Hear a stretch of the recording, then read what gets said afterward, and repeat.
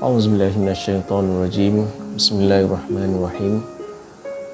Assalamualaikum warahmatullahi wabarakatuh. Alhamdulillahirabbil alamin. Wassalatu wassalamu ala asyrafil anbiya'i wal mursalin nabiyyina Muhammad wa ala alihi wa sahbihi ajma'in. Qalu subhanaka la ilma lana illa ma 'allamtana innaka antal alimul hakim.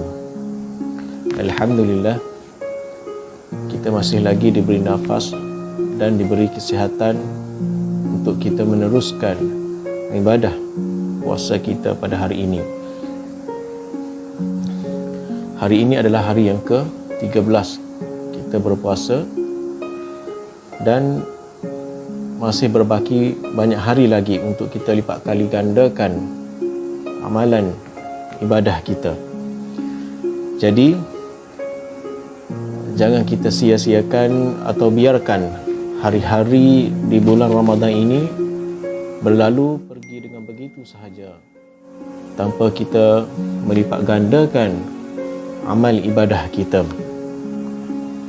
baik dari segi amalan sunnah ataupun amalan wajib.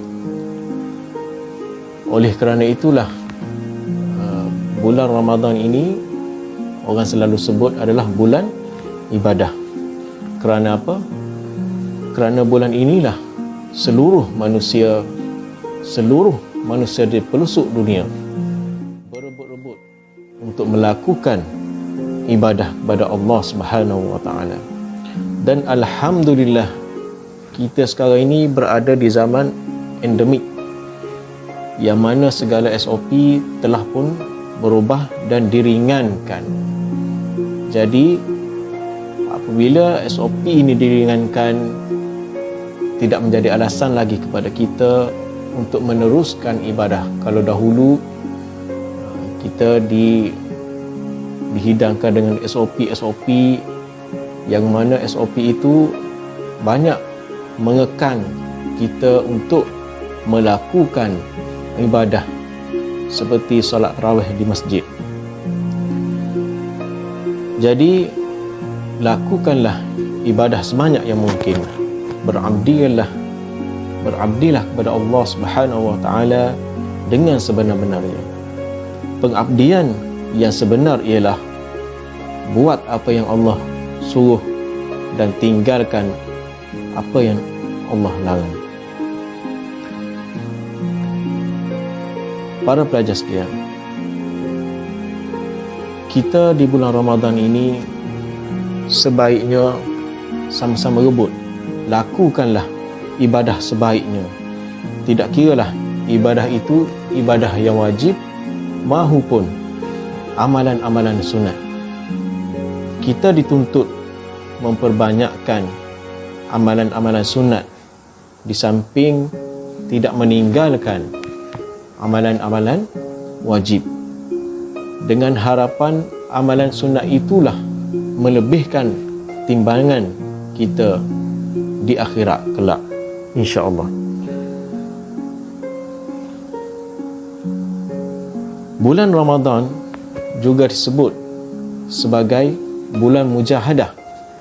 Kenapa disebut dengan mujahadah? Kenapa disebut dengan bulan mujahadah? Kerana pada bulan Ramadan inilah kita berperang melawan nafsu. Bukan hanya nafsu makan semata-mata, bahkan nafsu-nafsu jahat yang lain. Kalau sebelum ini kita selalu melakukan perkara-perkara yang tidak baik, jadi di bulan inilah kita melatih diri kita untuk menjadi yang terbaik. Dan selain itu juga, puasa juga melatih diri kita supaya berdisiplin. Sebulan bulan Ramadan yang ada ini, latihlah diri kita berdisiplin. Berdisiplin dari segi macam mana? Berdisiplin dari segi masa. Kalau kita tengok, bila kita bangun sahur, kita boleh berdisiplin. Kita bangun dan kita makan untuk sahur. Bila makan untuk sahur, kita cuba untuk berdisiplin dan mengikut waktu bersahur. Bila masuknya imsak, kita boleh berhenti. Dan begitu jugalah di dalam bulan Ramadan ini, bagaimana dia melatih diri kita untuk berdisiplin. Berdisiplin macam mana? Berdisiplin ketika kita berada di sekolah. Bagaimana kita masuk kawasan sekolah, dan kita pasti kena mengikut disiplin, mengikut peraturan yang telah ditetapkan. Sama juga dengan bulan Ramadan. Bulan Ramadan ini bulan yang penuh disiplin, bulan melatih kita untuk berdisiplin. Dan di bulan inilah kita cuba melatih diri kita berdisiplin dari segi masa. Macam mana kita berhenti makan ketika masuknya waktu subuh dan mula makan ketika waktu maghrib. Jadi latihlah diri kita untuk berdisiplin. Puasa juga mendidik kita menjadi manusia yang sabar. Kalau sebelum ni kita selalu kurang kesabaran, ataupun selalu bersifat pemarah. Jadi bulan Ramadan inilah mendidik kita supaya menjadi orang-orang yang bersabar. Macam mana kita bersabar menunggu waktu berbuka puasa. Selain itu juga, puasa memberi peluang kepada perut kita untuk berehat. Sebagaimana yang kita tahu, selama 12 bulan, 11 bulan, selama 1 tahun ataupun 11 bulan, kita duk makan. Jadi bulan puasa inilah Tuhan minta perut kita untuk berehat. Tuhan tak minta banyak, Tuhan minta 1 bulan saja untuk perut kita berehat. Dan pada bulan Ramadan inilah kita dikehendaki mengurangkan makan dan melebihkan dari segi ibadah, dan lakukan ibadah sebanyak yang mungkin untuk merebut pahala. Murid-murid yang dikasihi sekalian, berbaki masih banyak lagi Ramadan yang akan datang. Jadi sama-samalah kita berdoa semoga kita dapat menghabiskan sisa-sisa hidup kita sehingga ke penghujung Ramadan. Kalau kita tengok berapa ramai di kalangan kita, tak payah pergi cerita jauh, di kalangan ahli keluarga kita yang mana tidak sempat bertemu dengan Ramadan.